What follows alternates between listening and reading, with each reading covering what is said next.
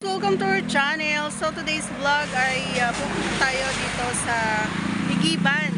Ayan. So dalawang barangay yung ating nadaanan. At syempre highway kasi ito guys, kaya nakikita nyo maraming mga dumadaan, kaya medyo maingay. Ayan.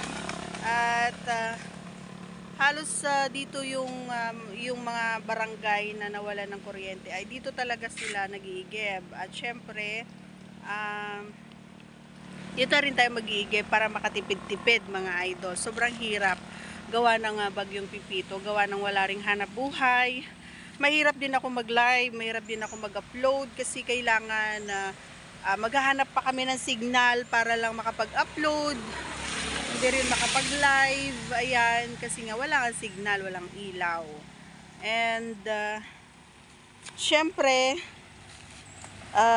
yun yung kagandahan gawa ng may mga bukal na kuhanan ng tubig, so libre, diba? Hindi mahirap sa tubig. Ayan, meron naman ng mga nagtitinda kaso nga lang mahal ang kanilang benta. Ayan, so ganun talaga pag negosyo talaga, diba? And that's life. So ayan, nandito nga tayo guys. Ayan, may naglilinis ng buto. Ayan yung dalawang bukal kung saan tayo nagigib ng tubig mga idol. Ayan, maswerte pa rin tayo kasi nga may bukal na ganyan, diba? At nandito lang sa may highway, hindi tayo mahihirapan. Ayan. So far, solo natin ngayon na nag-iigib.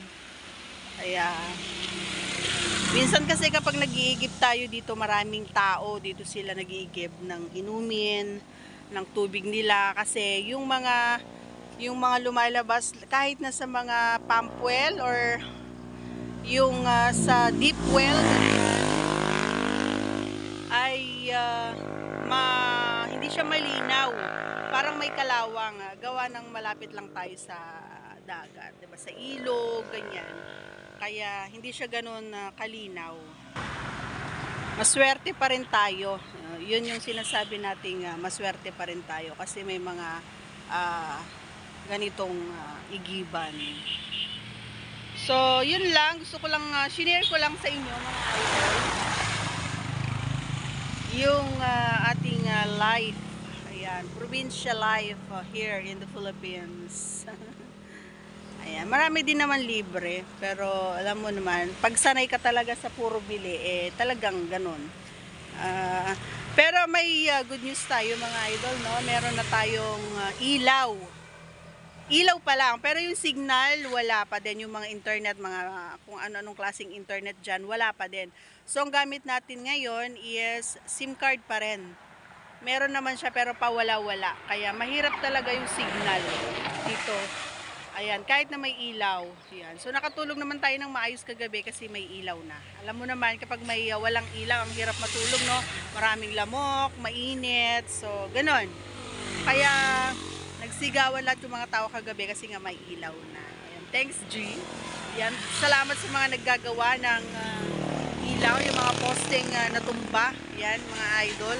Kaya yun, nakatulog tayo ng maayos.